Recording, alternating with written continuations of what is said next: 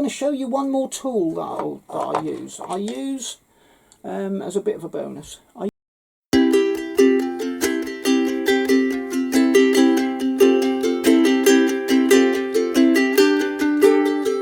use some of these colour shapers.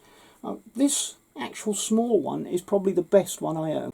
But what I'm going to tell you is the most important thing is it's the firm version.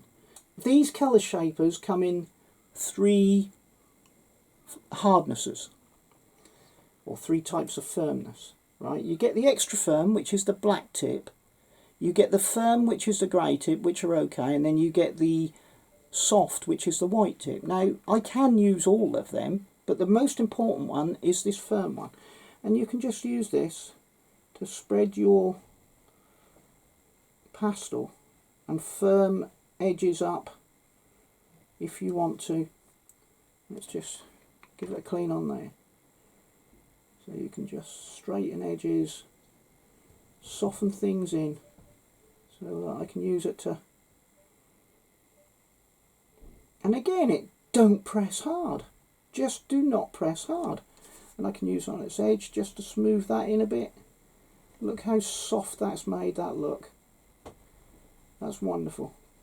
Okay, I'm just literally resting this on the paper and making it go backwards and forwards. That's all I'm doing.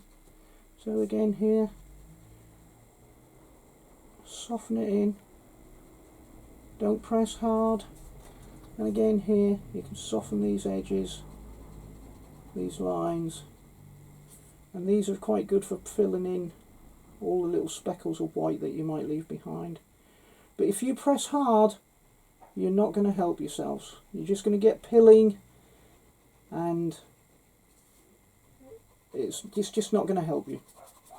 Alright, so just softly, but you can rectify it by just going over it again. Yeah, colour shapers and cotton buds. Use them gently.